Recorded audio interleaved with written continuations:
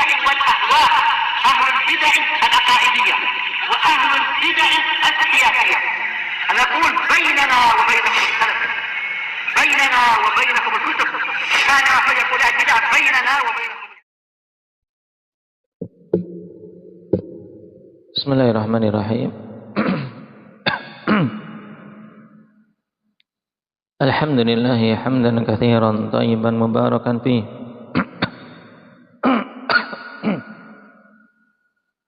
Kama yuhibbu rabbuna wa yarallah. Asyhadu an la ilaha illallah wahdahu la syarika lah. Wa asyhadu anna Muhammadan 'abduhu wa rasuluh. Sallallahu alaihi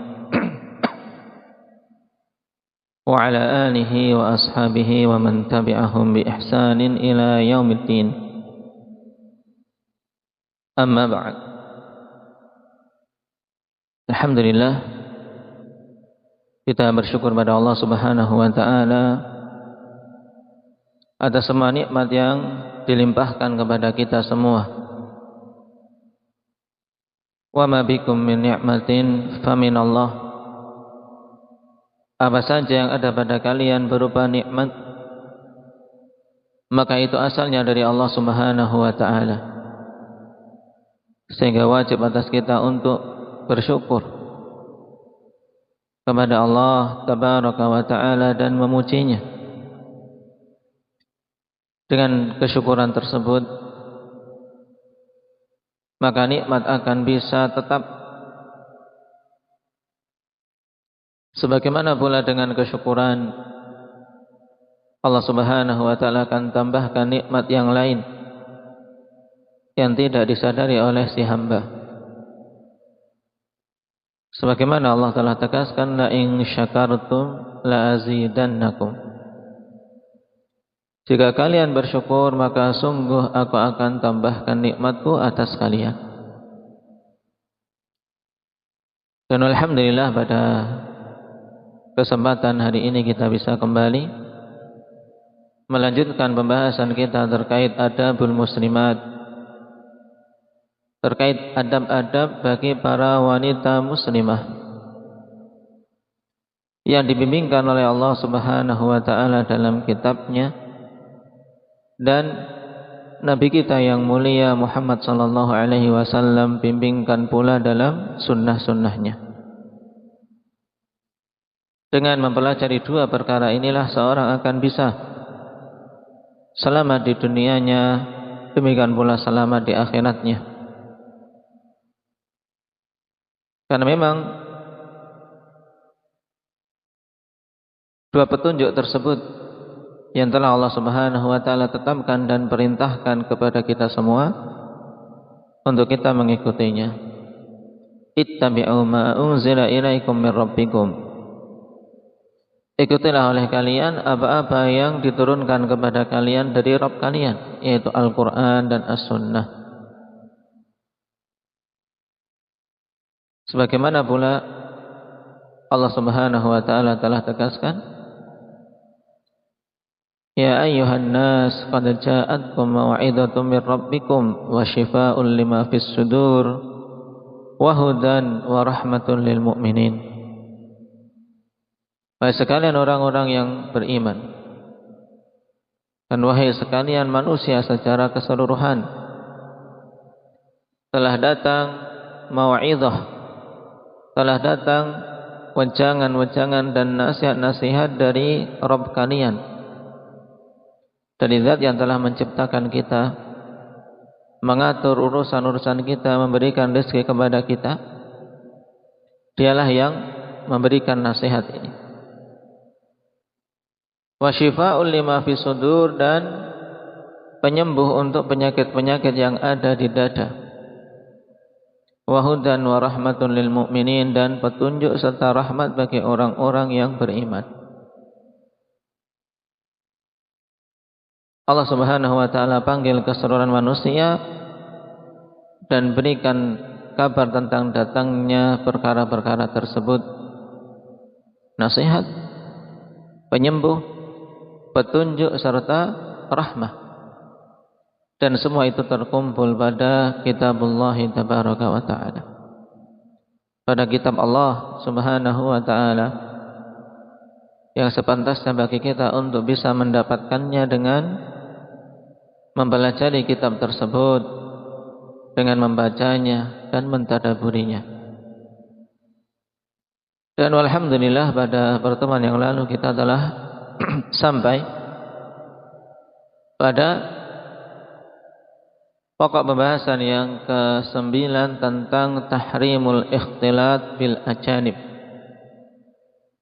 Diharamkannya ikhtilat dengan laki-laki yang bukan mahramnya. Kita dilarang untuk bercampur baur antara laki-laki dan perempuan pada satu tempat yang telah kita ketahui dawabit, batasan-batasannya pada pertemuan yang lalu. Allah subhanahu wa ta'ala telah bimbingkan kepada ummahatul mu'minin, wa idza sa'altumuhunna mata'an fas'aluhunna min wara'i hijab. Para sahabat yang saat itu adalah orang yang paling bagus hatinya dan paling jauh dari kerusakan. Allah perintahkan ketika meminta hajah kepada ummahatul mukminin, yang notabene mereka adalah wanita-wanita paling mulia, diperintahkan untuk meminta dari balik hijab. Maka ini bimbingan yang jelas bagi kita semua untuk terpisah antara laki-laki dan perempuan. Sebagaimana pula Nabi sallallahu alaihi wasallam telah bimbingkan untuk dalam bersaf pun agar dijauhkan antara laki-laki dan perempuan, padahal ini pada perkara ibadah. Sehingga saf yang paling buruk pada urutan saf laki-laki adalah yang terakhir, dan saf yang paling buruk pada saf para wanita adalah yang paling depan. Kenapa? Karena mereka inilah yang terdekat dengan saf para lelaki. Dan telah kita lewati pula bahwasanya apabila saf sudah terpisah dengan suatu ruangan tersendiri, maka kembali kepada hukum asal bahwasanya yang paling utama bagi para wanita ya saf yang terdepan. Nah, sekarang kita masuk pada poin pembahasan berikutnya, yaitu poin pembahasan yang ke-10 dari adab para wanita muslimah, yaitu tahrimu massil ajnabi. Diharamkannya untuk menyentuh laki-laki yang bukan mahramnya.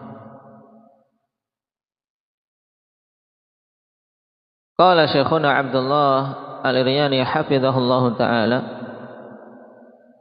an Ma'qil ibn Yasar radhiyallahu anhu qala qala Rasulullah sallallahu alaihi wasallam la ayyut'ana fi ra'si ahadikum bimikhyatin min hadid khairul lahu min an yamassa imra'atan la tahillu lahu. Akhrajahu Tabrani fil Kabir. Dan dimasukkan oleh Imam Al-Albani rahimahullah ta'ala dalam Sahihul Jami', demikian pula dalam As-Sahihah, yang beliau hukumi hadis ini dengan hadis yang sahih. Perhatikan hadis yang agung ini yang banyak manusia menyepelekannya. Rasulullah sallallahu alaihi wasallam bersabda, la ayyud'ana fi ra'si ahadikum bimikhyat. Sungguh ditusukkan pada kepala salah seorang di antara kalian bimikhyat, dengan suatu jarum atau sesuatu yang memiliki ketajaman, paku dan yang semisalnya, ditancapkan di kepala salah seorang kalian suatu jarum yang terbuat dari min hadid, terbuat dari besi. Disebutkan ya besi oleh Rasulullah sallallahu alaihi wasallam Naam, dari jenis-jenis paku atau jenis-jenis jarum karena naam, kuatnya dan juga karena besarnya rasa sakit ketika mengenai luka, mengenai sesuatu sehingga menimbulkan luka. Naam, khairul lahu min an yamassa mar'atan la tahillulah. Maka kondisi tadi ditancapkan di kepala seseorang dengan paku dari besi itu lebih bagus daripada dia menyentuh seorang wanita yang tidak halal baginya. Itu menyentuh wanita yang bukan istrinya, yang belum halal. Nah, ini dilarang dan termasuk di dalam dosa yang terancam sebagaimana Rasulullah SAW mengkhabarkan di sini. Beliau memberikan perbandingan bagaimana bahaya menyentuh wanita yang tidak halal baginya diperbandingkan dengan kondisi seseorang yang ditancapkan paku di kepalanya. Maka butuh kita membayangkan kondisi tersebut, bagaimana sebuah paku ditancapkan di kepala kita. Nah, yang terkadang seseorang tertusuk duri sedikit saja terasa sakit, itu pun di kaki dan ini di kepala. Nah, yang dipaku, yang ditancapkan padanya paku ini adalah kepala, yang tentunya hal ini lebih berbahaya daripada ketika ditancapkannya di kaki atau di bagian tubuh yang lain. Dalam kondisi demikian Rasul sallallahu alaihi wasallam mengkhabarkan ternyata lebih bagus ditusuk dengan paku besi di kepalanya, ternyata lebih bagus daripada seseorang menyentuh wanita yang bukan mahram, wanita yang belum halal. Maka jelas di sini menunjukkan keharaman untuk seorang wanita menyentuh laki-laki yang bukan mahramnya, yang belum halal baginya. Demikian pula sebaliknya, terlarangnya seorang laki-laki menyentuh wanita yang belum halal untuknya. Seperti dengan musafahah, dengan bersalaman, atau apalagi dengan yang lebih dari itu, dari hal-hal yang didorong oleh syaitan dalam pergaulan muda-mudi.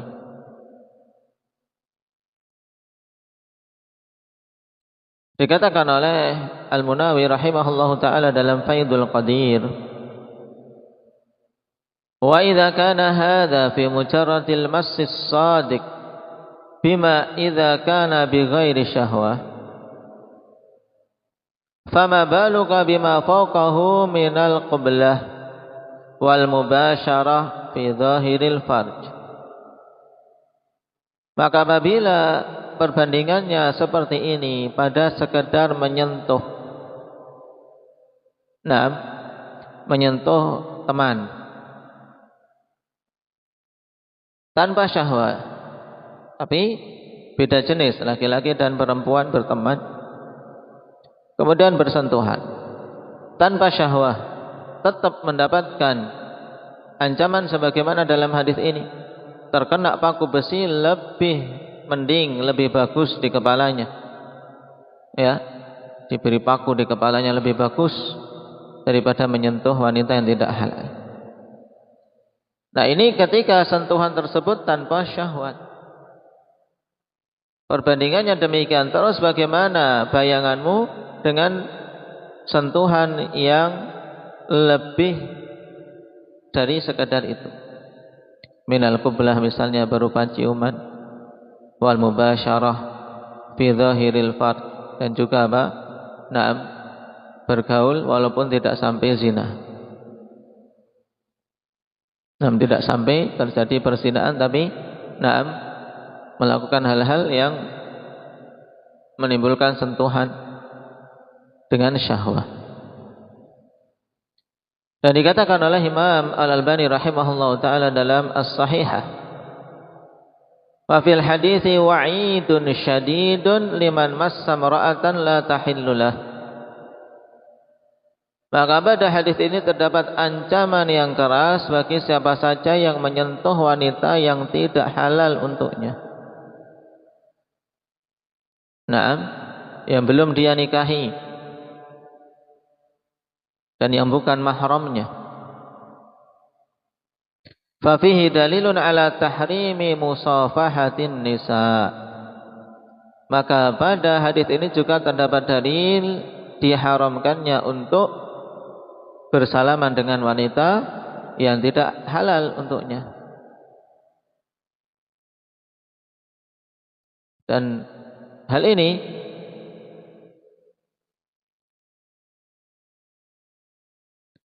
merupakan salah satu musibah yang merata di negeri kita, di mana bersalam-salaman antara laki-laki dan perempuan yang tidak halal atau yang belum dinikahi, demikian pula yang bukan mahramnya, itu merupakan sesuatu yang biasa. Bahkan sekedar menolak untuk bersalaman dalam momen-momen seperti itu dianggap sesuatu yang ekstrim. Padahal sangat jelas bimbingan Allah Subhanahu wa taala terkait masalah ini. Naam. Dan Nabi sallallahu alaihi wasallam sebagai teladan kita dan orang yang paling bersih hatinya saja ketika mengambil baiat dari para wanita, beliau tidak pernah menyentuh mereka. Akan tapi baiatnya Nabi sallallahu alaihi wasallam terhadap wanita-wanita sahabiyah cukup dengan kalam, cukup dengan ucapan tanpa menyentuh tangan Nabi sallallahu alaihi wasallam. Beliau mengatakan, inilah usafihun nisa, sungguh aku tidak nak menyalami para wanita. Dan ini teladan bagi kita semua. Naam. Kata Imam Al-Albani rahimahullahu taala, fa fihi dalilun ala tahrimi musafahatin nisa li'anna dzalika mimma yashmaluhu al-massu duna syak. Pada hadis ini terdapat dalil diharamkannya bersalaman dengan wanita dikarenakan yang demikian itu tercakup dalam apa? Dalam cakupan mas, dalam cakupan sentuhan tanpa syak. Nah, dan bentuk-bentuk hal yang mendorong untuk terjadinya sentuhan baik dengan sengaja ataupun tanpa sengaja, dengan syahwat maupun tidak, yaitu apa yang terjadi di tempat-tempat ikhtilat. Di tempat-tempat ikhtilat, di alat-alat transportasi umum, maka hendaknya setelah Allah Subhanahu wa taala berikan hidayah untuk mengenal bimbingan Allah Subhanahu wa taala yang mulia ini, untuk betul-betul seorang berhati-hati dalam hal tersebut. Menjauh dari hal-hal yang bisa mengakibatkan bersentuhan dengan laki-laki yang bukan mahramnya dan laki-laki yang belum halal untuknya. Barakallahu fiikum. Demikian pula hal yang hendaknya diperhatikan terkait hal ini, yaitu dalam masalah pengobatan. Karena betapa banyak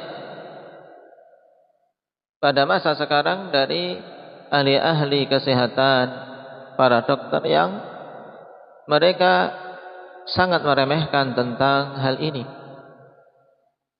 Bahkan tidak memberikan perhatian sama sekali terhadap hukum Allah Subhanahu wa taala terkait masalah menyentuh lawan jenis.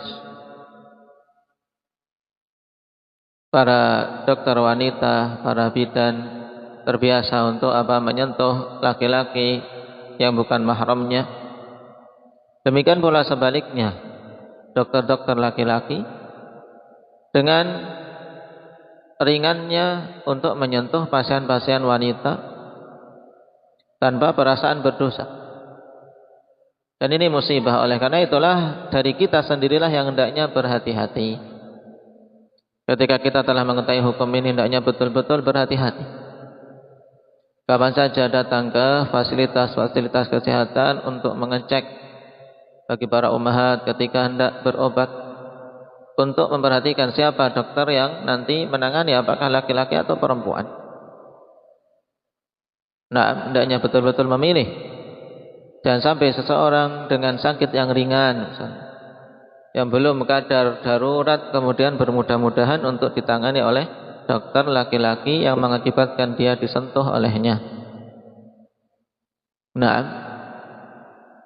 karena yang demikian itu akan mengakibatkan penyakit yang lain yang mungkin lebih parah dari sakit yang awal yang ingin diobatinya.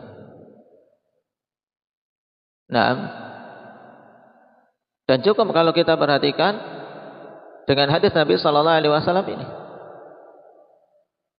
Nah, tentunya sakit yang biasa dihadapi, mungkin sekedar pusing, sakit perut, tidak melebihi sakitnya seorang diberi paku di kepalanya. Maka lebih bagus untuk bersabar.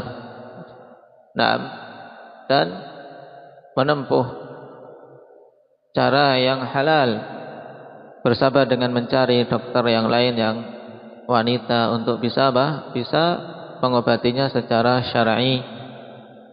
Nah, ini penting untuk seorang menjaga aturan Allah Subhanahu wa taala. Dan yakin ketika seorang betul-betul ingin menjaga hal tersebut, Allah akan beri jalan keluar. Wa may yattaqillaha yaj'al lahu makhraja. Siapa saja yang bertakwa kepada Allah, maka Allah akan berikan jalan keluar kepadanya. Nah, dan Allah juga telah berfirman, wa may yattaqillaha yaj'al lahu min amrihi yusra. Siapa saja bertakwa kepada Allah, maka Allah Subhanahu wa taala akan jadikan perkaranya mudah. Maka kepada para ummahat, terkhusus bagi mereka-mereka yang hamil, kemudian dalam proses melahirkan, untuk banyak-banyak memohon kepada Allah Subhanahu wa taala penjagaan agar terjaga auratnya. Demikian pula terjaga dari hal-hal yang diharamkan oleh Allah Tabaraka wa taala. Juga terjaga kehormatannya dari disentuh oleh laki-laki yang bukan mahramnya. Nah, ini butuh untuk mereka mohon dengan sangat kepada Allah Subhanahu wa taala. Nah, apalagi di zaman yang sekarang, ya tadi, banyak sekali para lelaki yang jauh dari sifat malu. Mereka terjun dalam bidang seperti ini, menjadi ahli kandungan. Nah, padahal sepantasnya pada hal-hal tersebut adalah para wanita yang menanganinya. Nah, sehingga kita memohon pada Allah Subhanahu wa taala agar Allah lindungi para wanita salafiyat dari keburukan-keburukan secara keseluruhannya. Nah, sekarang kita masuk pada poin yang ke-11. Aqibatut tiba'i khutuwati syaitan. Akibat dari mengikuti langkah-langkah syaitan. Dan pada poin ke-11 ini ibarat peringatan untuk kita semua. Jangan sampai kita mengikuti langkah-langkah syaitan, walaupun kelihatannya langkah tersebut lembut dan langkah tersebut lambat. Lembut sehingga tidak terasa, lambat sehingga seorang meremehkannya. Ini masih jauh. Ini masih jauh dari keharaman. Saya bisa menjaga diri, saya bisa menjaga perasaan ketika dilarang dari ikhtilat atau dilarang dari khulwah. Nah, karena dari bab-bab sebelumnya atau dari poin-poin sebelumnya yang telah kita pelajari, dari larangan ikhtilat, larangan khulwah, kemudian larangan melempar pandangan sembarangan, larangan menggunakan telinga sembarangan untuk mendengar musik-musik dan seterusnya. Itu semuanya adalah larangan pada hakikatnya larangan dari mengikuti langkah-langkah syaitan secara umum. Maka pada poin ke-11 ini ditegaskan kembali, ibarat kesimpulan dan peringatan tentang akibat secara umum dari mengikuti langkah-langkah syaitan. Qala Allah Ta'ala ya ayyuhan nas kulu mimma fil ardi halalan thayyiban wa la tattabi'u khutuwati syaitan innahu lakum aduwwum mubin. Wahai sekalian manusia, panggilan Allah Subhanahu wa taala secara umum kepada keseluruhan manusia, laki-laki dan perempuannya, tua dan mudanya, bahkan tercakup di dalamnya para jin. Makanlah oleh kalian dari apa-apa yang ada di muka bumi ini dari perkara yang halalan thayyiba. Halalan yaitu zat dari hal tersebut halal, bukan sesuatu yang diharamkan. Thayyiba dari sisi cara untuk mendapatkannya. Nah, ketika digandingkan antara dua sifat ini, halalan thayyiba, maksud dari halal adalah halal zatnya. Memang yang dimakan tersebut adalah makanan yang halal, yang dihalalkan oleh Allah Subhanahu wa taala. Kalau itu berupa hewan sembelihan, maka disembelih dari hewan-hewan yang bahimatul an'am yang hukumnya halal, kemudian disembelih dengan cara yang syar'i dengan menyebut nama Allah Subhanahu wa taala padanya. Ini halal. Dan thayyiba dari sisi sifat, thayyib maksudnya thayyib yaitu bagus dalam mengambilnya. Karena terkadang sesuatu yang halal secara zatnya tapi tidak thayyib dalam mengambilnya, baik itu dengan mencuri, dengan menipu, sehingga jadinya haram untuk dia makan, walaupun zatnya halal. Nasi dengan lauk pauknya halal. Nah, akan tapi ketika didapat dengan mencuri atau didapat dengan menipu, maka tidak thayyib. Dan Allah Subhanahu wa taala perintahkan kepada kita semua untuk memakan dari apa-apa yang ada di muka bumi ini, secara halal dan thayyib. Wala tattabi'u khutuwati syaitan, dan jangan kalian mengikuti langkah-langkah syaitan. Innahu lakum aduwwum mubin, karena sungguhnya syaitan itu adalah musuh yang nyata bagi kalian. Maka perhatikan ayat yang agung ini. Barakallahu fikum. Setelah perintah untuk seorang betul-betul memilih dari sebagian yang ada di muka bumi ini untuk dimakan, yaitu hanya yang halal saja dengan cara yang thayyib, Allah peringatkan, jangan sampai kita mengikuti langkah-langkah syaitan, karena memang di antara perangkap syaitan yang paling banyak memakan korban yaitu perangkap dari sisi masalah perut. Terkait masalah perut, betapa banyak manusia berjatuhan di dalam keharaman Allah Subhanahu wa taala. Nah, ada yang diuji dengan kemiskinan sehingga dalam mencari makanan tidak thayyib. Tidak thayyib. Ada yang diuji dengan kekayaan dan melimpah ruahnya harta sehingga ketika dia memilih makanan tidak halal. Naam, hal-hal yang haram diterjang. Naam, wala tattabi'u khutuwati syaitan. Jangan kalian ikuti langkah-langkah syaitan, karena sungguhnya dia itu musuh yang nyata bagi kalian. Innama ya'murukum bis-su'i wal fahsya' wa an taqulu 'ala Allahi ma la ta'lamun. Hanyalah syaitan itu memerintahkan kepada kalian dengan as-su', dengan perkara yang buruk. Mana as-su' sebagaimana ditegaskan oleh Imam As-Sa'di rahimahullahu taala, ay asyarrul ladzi yasu'u sahibah, yaitu keburukan yang memperburuk kondisi pelakunya. Semua perkara-perkara jelek, semua perkara-perkara yang buruk yang menjadikan pelakunya menjadi jelek, menjadi citra pelakunya buruk. Ini as-su'. Dan itulah yang diperintahkan oleh syaitan. Sehingga masuk di dalam cakupan as-su' semua bentuk kemaksiatan. Karena kemaksiatan semuanya buruk. Wal fahsya, adapun makna al-fahsya, di sini Allah Subhanahu wa taala sebutkan secara khusus padahal sebenarnya sudah masuk dalam cakupan as-su', yaitu cakupan kejelekan. Cuman dikhususkan al-fahsya, yaitu untuk mempertegas dan agar kita lebih lagi dalam memperhatikannya.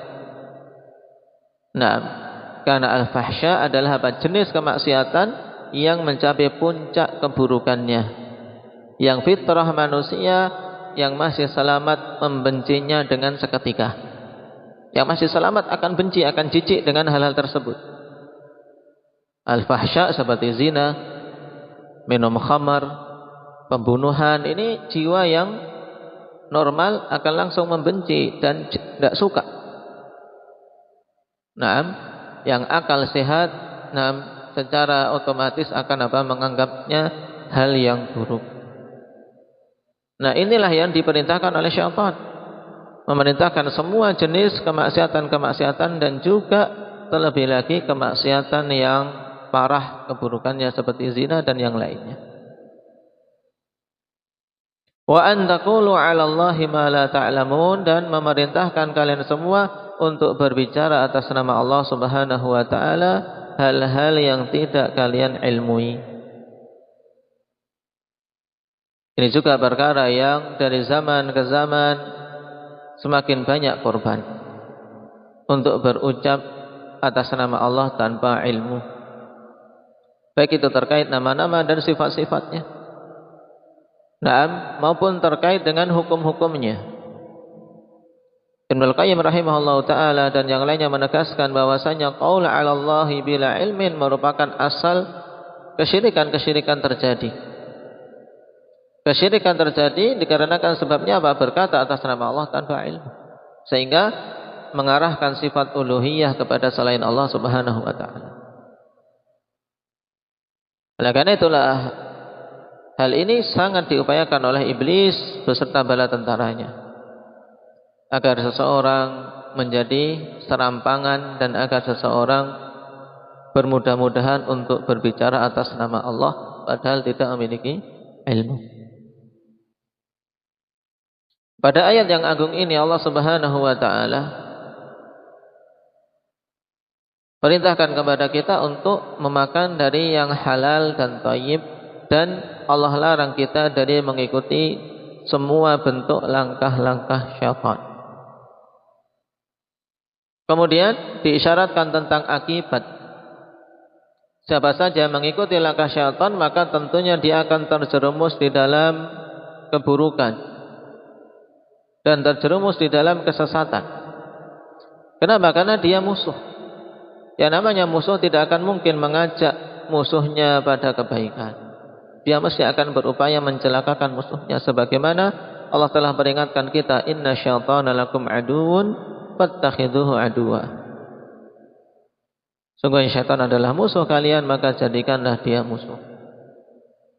Inna ma yad'u hizbahu liyakunu min ashabis sa'ir. Hanyalah syaitan menyeru golongannya untuk mereka menjadi penghuni neraka sa'ir.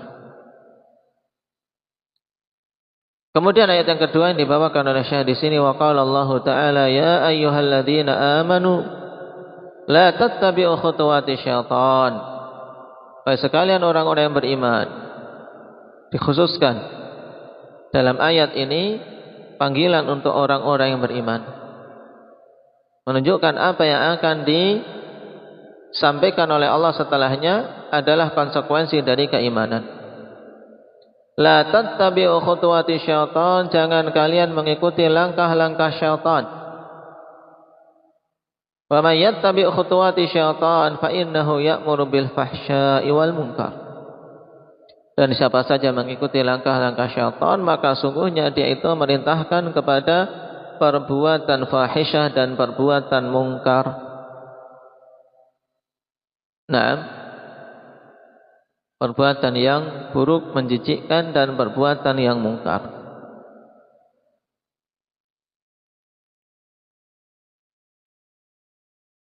Walaula fadlullahi alaikum wa rahmatuhu ma zaka minkum min ahadin abada. Dan kalaulah bukan karena keutamaan dari Allah atas kalian dan rahmatnya, maka sungguh tidak akan ada seorang pun di antara kalian yang bisa bersih selama-lamanya. Tidak ada yang bisa bersih, tidak ada yang bisa terbebas. Tidak ada yang bisa selamat kalau bukan karena keutamaan dari Allah dan rahmatnya. Walakinnallaha yuzakki man yasha, wallahu sami'un alim.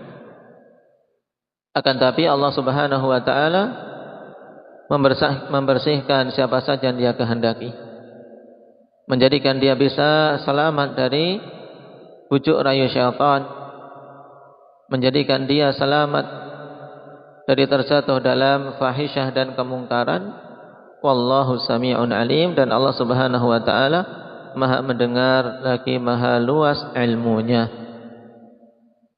Nah, pada ayat yang ke-21 dari surat An-Nur ini, Allah Subhanahu wa taala selain melarang kaum mukminin dari mengikuti langkah-langkah syaitan, juga menjelaskan sebab untuk bisa selamat dari hal tersebut.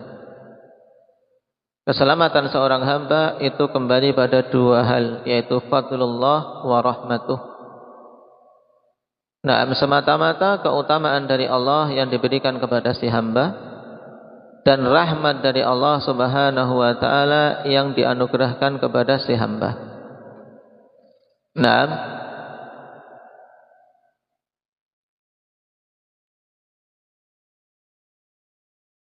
oleh karena itulah banyak-banyak memohon pada Allah Subhanahu wa taala untuk seorang bisa selamat, diberi kekokohan hati, diberi kebersihan jiwa. Karena kita sadari bahwasanya jiwa itu condong pada keburukan. Innan nafsa la'ammaratun bisu illa ma rahima rabbi. Sesungguhnya jiwa itu mendorong kepada keburukan kecuali yang dirahmati oleh Allah Subhanahu wa taala. Maka butuh kita memperbagus hubungan dengan Allah, memohon rahmatnya dan memohon keutamaan darinya, memohon pengokohan dari Allah Subhanahu wa taala. Karena semakin bertambah zaman, semakin buruk keadaan, itu harus kita sadari. Nah, semakin buruk keadaan. Rasul sallallahu alaihi wasallam katakan, la ya'ti zamanun illa walladhi ba'dahu syarrun minhu. Nah, tidaklah datang suatu zaman kecuali zaman yang setelahnya itu lebih buruk dari zaman sebelumnya. Nah, kita merasakan bagaimana kerusakan yang semakin meluas di kalangan muda-mudi, bahkan juga di kalangan orang-orang yang dewasa, bahkan di kalangan orang-orang yang sudah berkeluarga, dengan kuatnya fitnah yang ada di media-media sosial. Nah, alat-alat yang dengan kecanggihannya semakin membuka peluang bagi orang-orang yang tidak memiliki kekokohan iman untuk terjatuh dalam kemaksiatan. Nah, bahkan juga kemaksiatan yang tersebar di tengah-tengah orang-orang yang beriman. Tersebarnya kedustaan, tersebarnya fitnah, tersebarnya suudzon. Nah, sehingga menjadikan hati-hati kotor, menjadikan dengki dan kebencian terhadap saudara-saudaranya. Nah, maka butuh untuk seorang bisa membersihkan dari itu semua dengan memohon fadlullah wa rahmatuh, memohon keutamaan dari Allah Subhanahu wa taala dan rahmatnya. Karena Allah telah katakan, walaula fadlullahi alaikum wa rahmatuhu ma zaka minkum min ahadin abada. Kalau bukan karena keutamaan dari Allah dan rahmatnya, maka tidak akan ada yang bisa bersih, tidak ada yang bisa selamat seorang pun. Naam. Dan mencari rahmat Allah Subhanahu wa taala dengan memperbagus ketakwaan, dengan semakin bersemangat menghadiri majalisul ilm, karena itu tempat yang dijanjikan turun padanya rahmah. Rasulullah sallallahu alaihi wasallam katakan, wa majtama'a qaumun min baitin min buyutillah yatluna kitaballah wa yatadarasunahu bainahum illa nazalat alaihimus sakinah wa ghasyiyatuhumur rahmah. Tidaklah suatu kaum berkumpul di rumah dari rumah-rumah Allah, yaitu di masjid. Berkumpul di masjid untuk mempelajari kitabullah, bermajlis ilmu, kecuali akan turun kepada mereka ketenangan dan rahmah.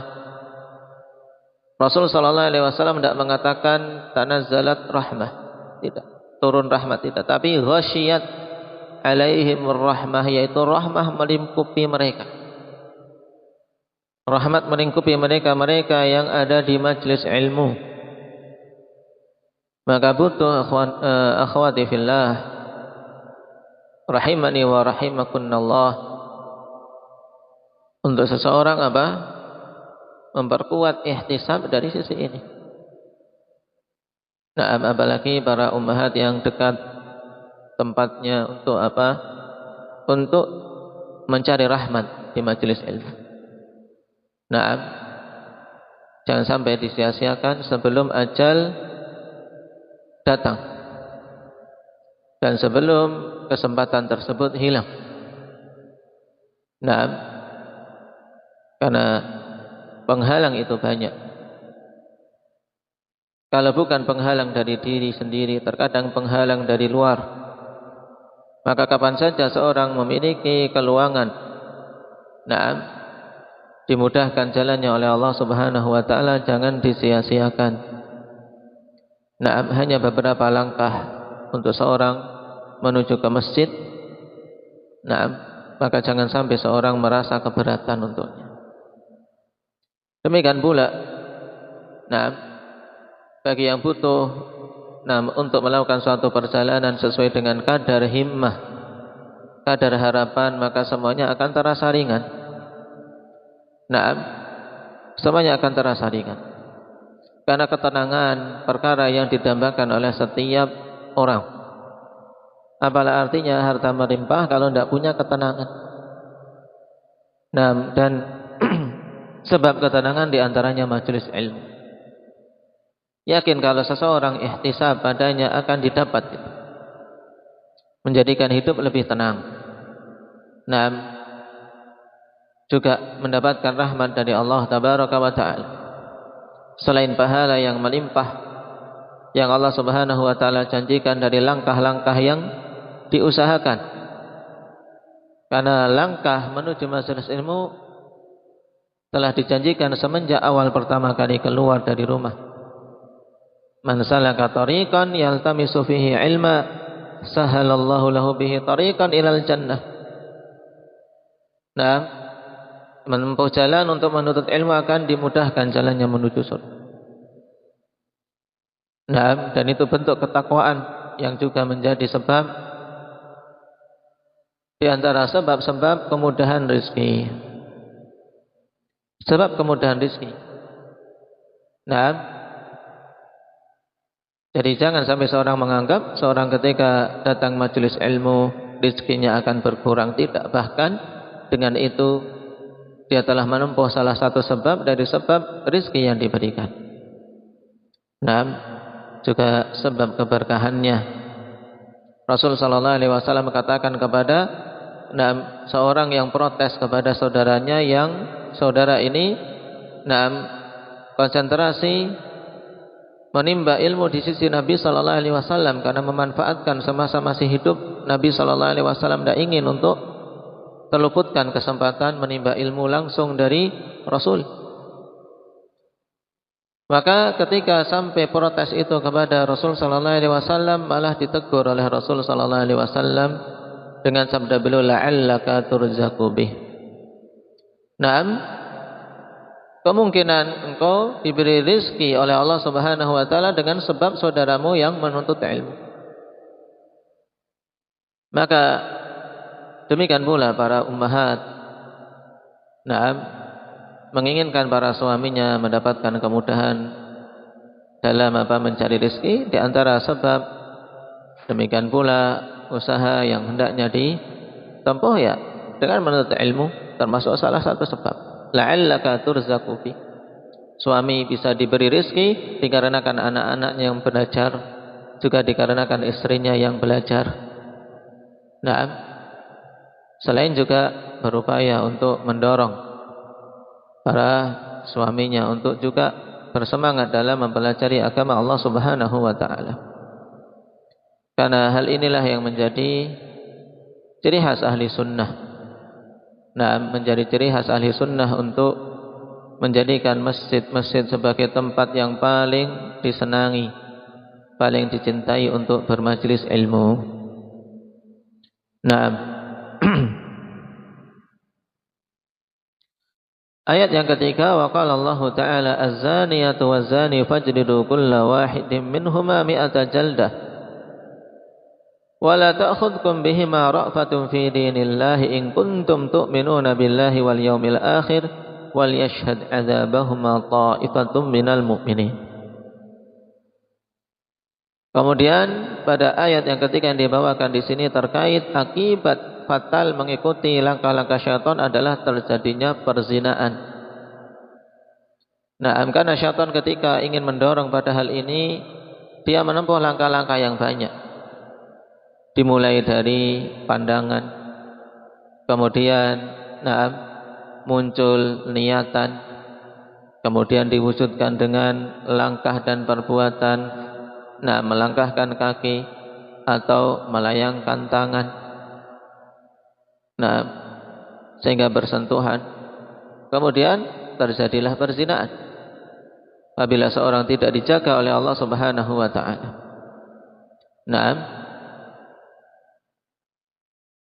Sampai-sampai dikatakan dalam bait syair, nazratun fabtisamatun fasalamun fakalamun famau'idun faliqa'u. Nah, mulai dari satu pandangan, kemudian satu senyuman, kemudian salam.